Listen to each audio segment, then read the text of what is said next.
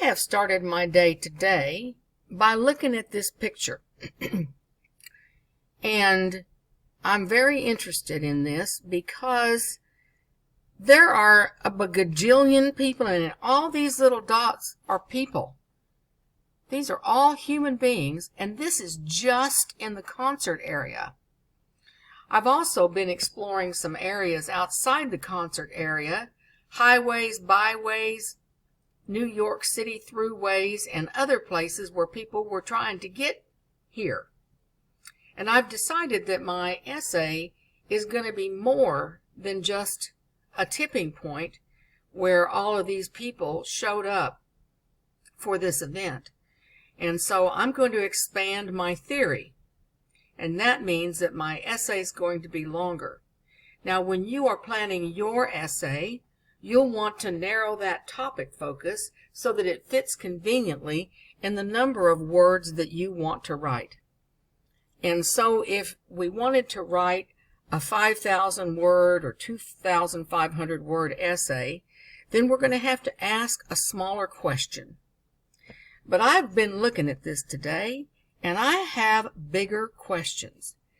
And my questions extend not only to how all of these people got in here together, and on the highways and on the byways and the New York Thruway, and from California and up from Texas and across the United States and down from Canada. And I want to know, how'd they do this and not die? Something is working here. Can you see that? Because nobody had a fight. Nobody got hurt. One person was accidentally run over by a tractor because they were sleeping on a sleeping bag and they were trying to clear out some debris, and that was a really terrible, tragic accident, but that was clearly an accident. But there's no weapons in there. And so I'm just starting to see a little bit bigger picture. Now, one of the things I want to point out to you before we move forward to today's thing, which is where I'm going to first embrace the learning curve. Because I look at this and I think, how am I going to explain this? How in the world am I going to explain this? And I feel overwhelmed. And that's not going to do me any good to feel overwhelmed, because that's just going to stunt my progress, and it's going to just make me want to walk away from it. So I'm just going to think, I'm going to give this some thought, and I'm going to lean into it, just like a good motorcycle rider just leans into the curve. I'm just going to lean into it and see what I learn, because I'm starting from a place where I don't know very much of anything. And I'm going to embrace this, because the more I look at this, the more interested I am. So what I've done, and we saw that in the last episode, is I've already gone and opened up the proposal. So I'm going to work on this and the proposal at the same time. And I'm going to get that proposal done today, because when I submit this if I'm the professor, I know it's going to change. I know the proposal that I submit today is not going to be the final essay that I present, because I'm doing the proposal at the beginning of the event to let the professor know this is what I'm working on and follow that template. So I have come up with some fun that I did today, and I want to show that to you. I went into my notes folder. Remember that I created on my desktop under Woodstock Documents, and I have my little notes folder, and I just started researching stuff. And what I do now, again, this is my process. Y'all, you do your thing your way. I'm just showing you how I do it. And it works for me. Whatever works for you works for you. But I like to just start looking. And when I look at something, then it takes me to the next thing, and that makes me interested. And then I start thinking about God. I don't know why, but I'm just clicking around, because I'm starting from a place where I don't know anything. And I'm embracing this learning curve. There's no telling what I'm going to find. So I spent some time today just looking up some things, and just to see what I could start learning. And found out today that that poster that we were looking at before is based on the artist who created that poster was all inspired by Matisse. Well, that's a story I know something about. And so I'm kind of interested in that. And I just look where I just kind of played around and looked at things. And then I watched a documentary that was on Netflix, and I did my notes from that. And this is what I do when I do notes from that. I pause the film and I take down my notes, and then I put down where it happened so that when I come in to quote this, it'll be easy for me. So you can see where I have, this is something that happened, timestamp 3:18, 3 minutes and 18 seconds into it. This is 12 minutes, 17 seconds. When I pause the playback that I have that I'm streaming, it'll show me where it is in the film. And I tell you what, this makes it so easy when I come back to write the essay. I don't have to go back and try to figure out where I found that quote. So I just went through and watched that and made some quotes there. And then this is stuff you'll see later on, but I just kind of want to take you through the process of just some information that I found that made me wonder some things. So that's how I do this. I'm just clicking around, looking. I decided also that for my essay, again, these things just come to me while I'm learning, that I'm going to need to know how many people actually went to this concert. I'll tell you what, the numbers vary everywhere you go. So it becomes clear to me that I am going to have to enlist the powers of somebody that's a very good research.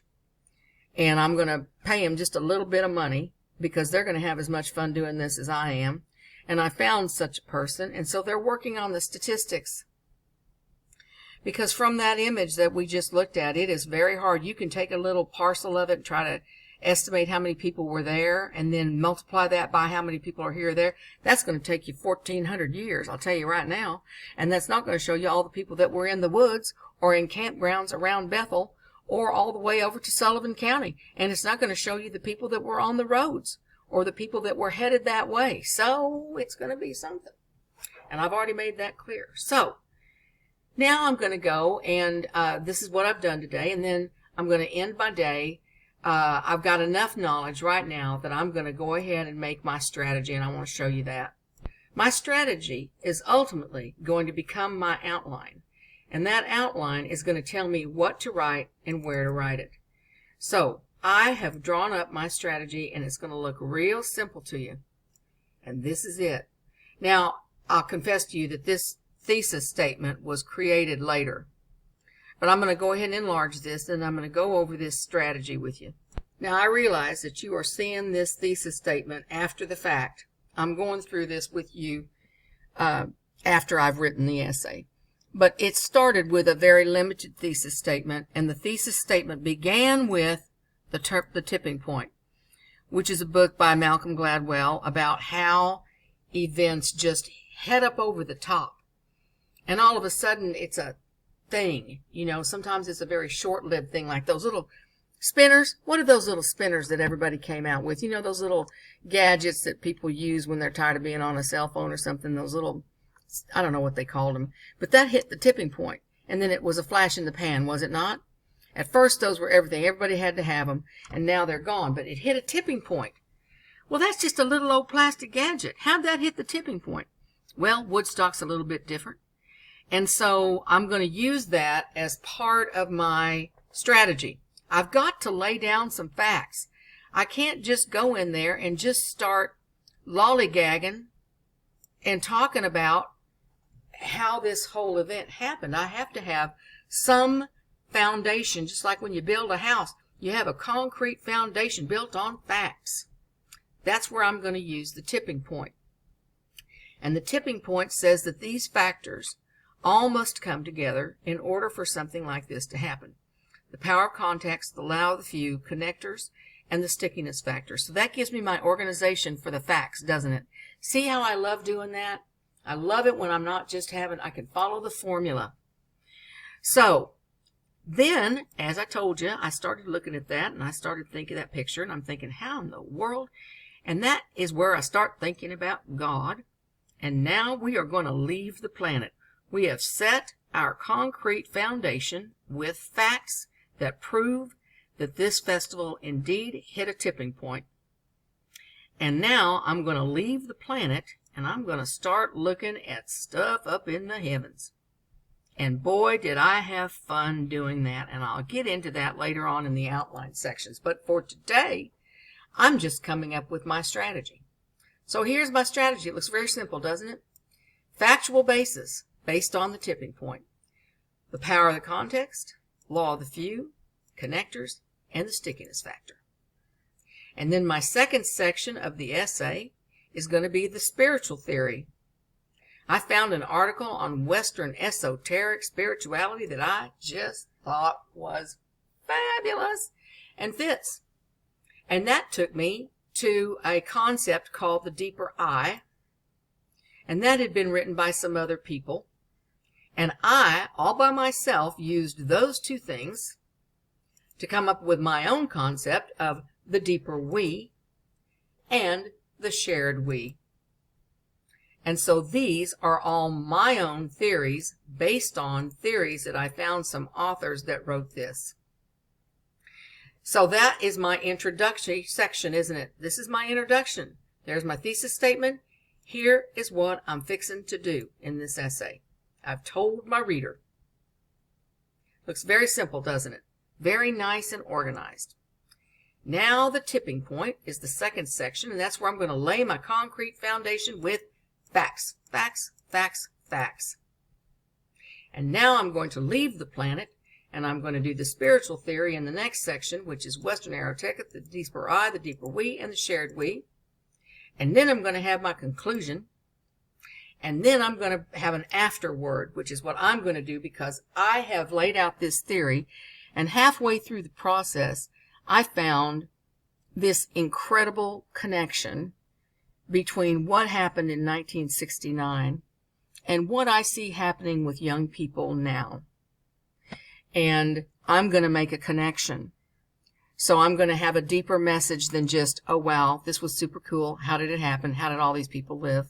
Well, God was in the mix. Well, you know what? God's in the mix with some of these kids that are happening today, too. And some of the other things that are happening. So this is written in the finished, completed in the first part of June. So this is what we're doing here. All right? So that's my strategy. And after doing that strategy, my brain hurts. So I end up the day, I set my timer for 30 minutes, and I head out to the internet, and I just start looking for pictures.